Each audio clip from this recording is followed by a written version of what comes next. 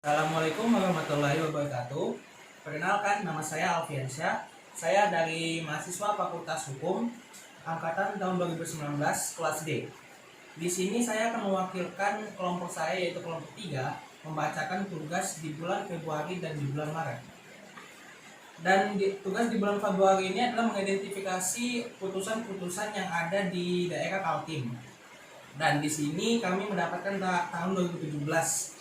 Di sekitar tahun 2017 tersebut kita mendapatkan sekitar 34 putusan yang telah kami identifikasi. Dan saya total mengidentifikasi 7 putusan yang ada di bulan Mei dan di bulan Juni.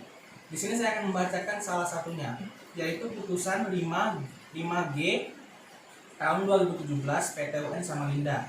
Yang menjadi penggugat di sini adalah Liau Edwin Januar Laksamono, dan yang menjadi tergugat di sini adalah yang pertama Kepala Kantor Pertahanan Kota Balikpapan, dan yang kedua adalah Onik Junani Asim. Di sini yang menjadi objek atau materi gugatan yaitu tentang sengketa tanah, dan dasar hukum gugatan tersebut ada di pasal 23 huruf A yang menyebutkan untuk keperluan pendaftaran hak atas tanah baru dibuktikan dengan asli akte PPAT yang memuat pemberian hak tersebut oleh pemegang hak milik kepada penerima hak yang bersangkutan apabila mengenai hak guna bangunan dan hak pakai atas tanah hak milik.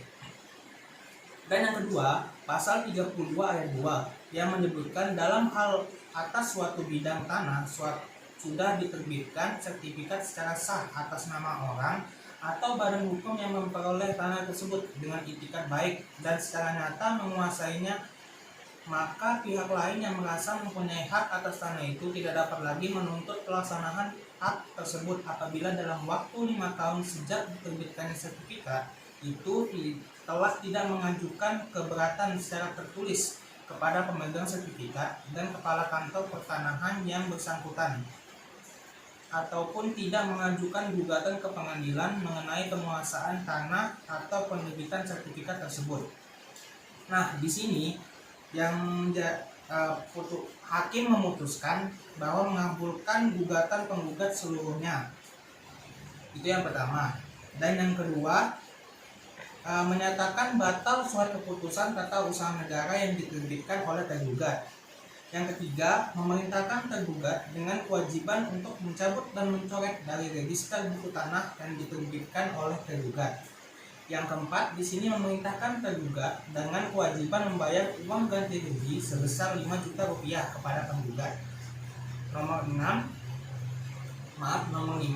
memerintahkan kepada tergugat dengan kewajiban membayar uang paksa atau duangsong sebesar 1 juta rupiah per hari kepada penggugat, atau memerintahkan alasan tergugat dengan kewajiban menjatuhkan sanksi administratif berupa hukuman disiplin dan jabatannya sebagaimana diatur dalam Peraturan Pemerintah Nomor 53 Tahun 2010 tentang disiplin pegawai negeri sipil atau peraturan perundang-undangan yang berlaku lainnya apabila tergugat tidak bersedia melaksanakan putusan pengadilan yang telah berkekuatan hukum tetap, serta memerintahkan penggugat untuk mengumumkan perbuatan tergugat ke media massa apabila tergugat tidak bersedia melaksanakan putusan pengadilan yang telah berkekuatan hukum tetap.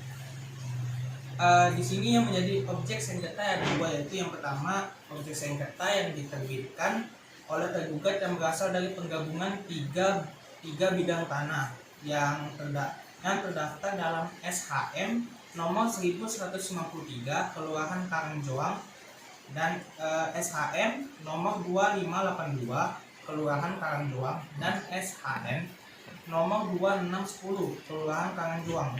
Objek sengketa asalnya dengan luas total 44.722 meter persegi yang terletak di Kelurahan Karangjoang, Kecamatan Balikpapan Utara, Kota Balikpapan, Provinsi Kalimantan Timur atas dasar permohonan penggabungan bidang tanggal 13 bulan 11 tahun 2014 nomor 2382 3812 2014 atas nama pemegang hak Onik Junani Asim, yang kemudian itu berubah menjadi seluas 39.406 meter persegi setelah adanya objek sengketa 2.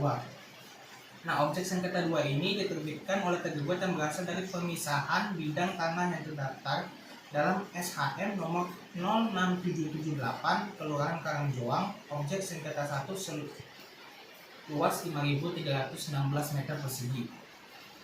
Nah, di sini saya sudah membacakan tugas di bulan Februari, dan sekarang di sini saya juga akan membacakan tugas di bulan Maret.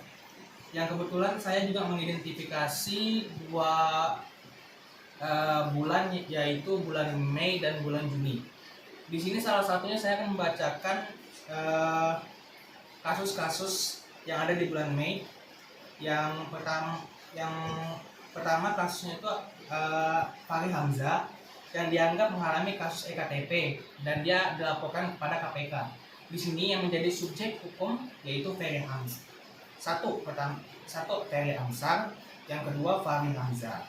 Dan yang menjadi objek hukum ini adalah tindakan Fahri Hamzah yang dianggap melanggar peraturan dan menghalangi proses penegakan EKTP saat sidang paripurna.